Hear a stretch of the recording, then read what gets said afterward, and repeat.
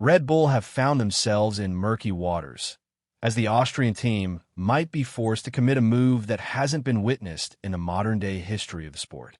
After sacking Christian Horner, there's a big possibility that Red Bull is going to commit to putting Max Verstappen in one of the team's names, either in the Austrian or the Italian squad, which would give him a lot more power than usual. Will Red Bull actually commit this crime on their own and give too much authority to their driver? And if that happens, will it guarantee Max's stay in Red Bull for a long period of time? There's no doubt that Red Bull are focused on rebuilding their entire team after sacking Christian Horner, and I don't think you could blame them for that. The Austrian squad has lost a lot of technical staff, starting from Adrian Newey and ending all the way to Wheatley and Korcher, all of them drawing tons of other engineers along. Of course, the situation is now very complicated because from a technical point of view, nothing seems to work, and Verstappen is very dissatisfied with the dynamics of the developments. So, Red Bull might be forced to a move that they haven't done before, nor has any other team. According to a report from Formula One, Red Bull are willing to let Verstappen be a title sponsor for either one of their two teams. There have been tons of changes in racing bulls, with the latest one being the presence of Visa Cash App. So, it wouldn't be too dramatic to see another change being implemented as well. But at the end of the day, we're talking about a driver, one that's been part of Red Bull's family since his debut back in 2015.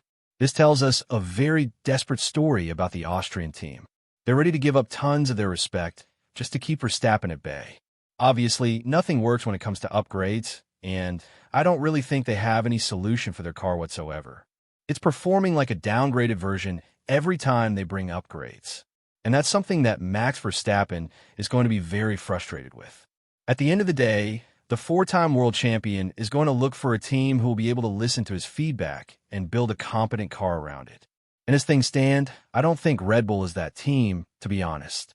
So, with Horner being the last link to fall down, what is the current situation in Red Bull right now?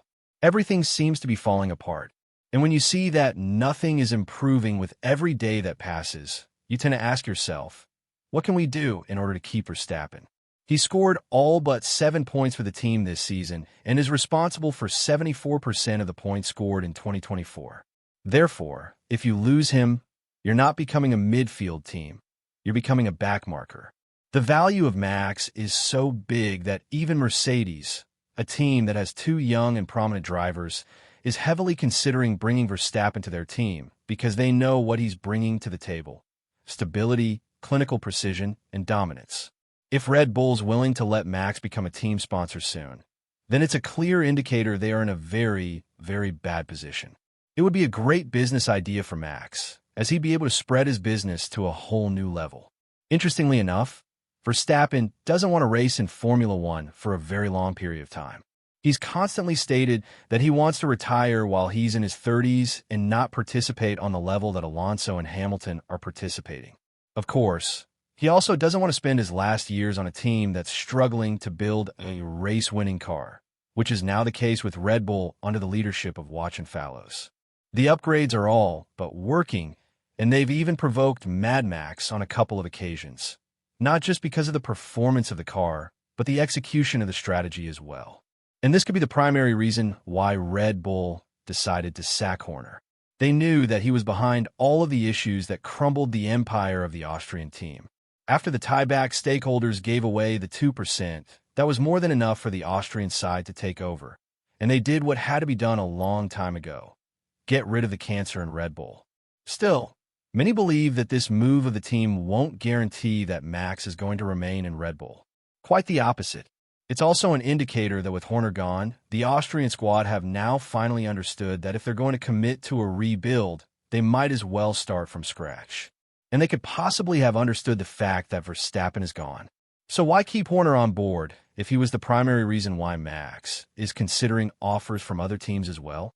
Therefore, the move of Red Bull to name a team after Max Verstappen is definitely leveling up their position to keep the Dutchman at all costs. Yes, it's a desperate move, but it might as well work wonders because we know that Max really appreciates loyalty. If he does so, then the Austrian side will be more than happy to show that their entire team is rotating solely around him. But it's a move that will weaken their position on the grid.